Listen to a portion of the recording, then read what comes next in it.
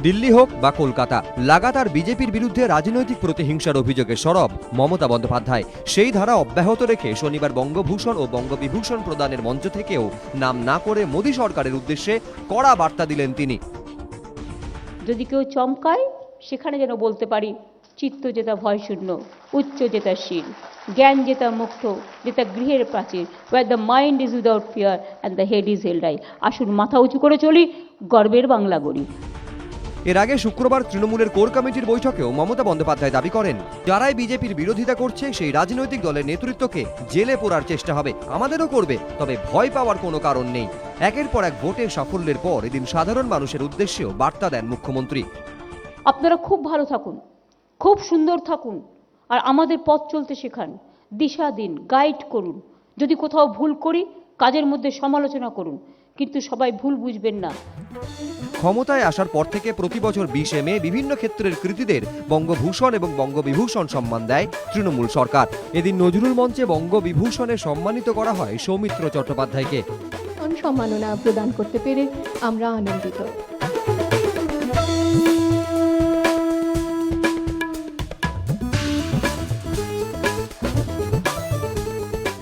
শ্রদ্ধেয় সৌমিত্র চট্টোপাধ্যায় বাংলার এক অবিস্মরণীয় নাম।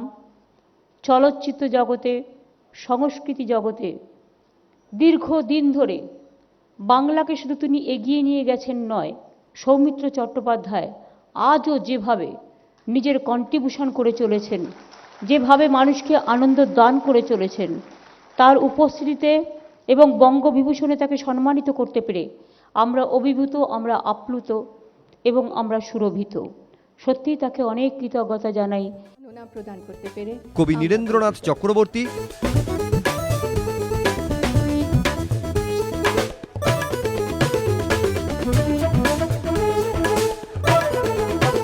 শিল্পপতি ওয়াই.সি. দেবেশ্বর, তার অবদান অনস্বীকার্য। তার নেতৃত্ব দেশের শিল্পের অগ্রগতির ক্ষেত্রে নিয়েছে সহায়ক ভূমিকা। বঙ্গবিভূষণ সম্মাননা প্রদান করতে পেরে আমরা আনন্দিত। চিকিৎসক ধীমান গঙ্গোপাধ্যায়, হচ্ছে আমরা তার প্রতি রাখলাম আমাদের নমস্কার।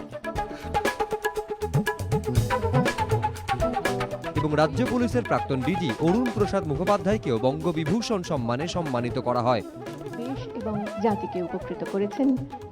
বঙ্গভূষণে সম্মানিত করা হয় চিকিৎসক অভিজিৎ চৌধুরী।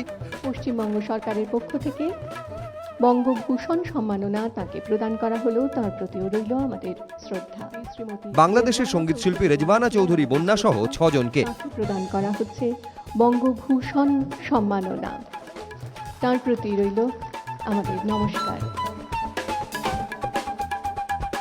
ওপার বাংলার শিল্পীকে সম্মানিত করে ভারত বাংলাদেশ সম্পর্ক আরো জোরদার করার বার্তা দেন মুখ্যমন্ত্রী। আশাবুল হোসেন, এবিপি আনন্দ, কলকাতা।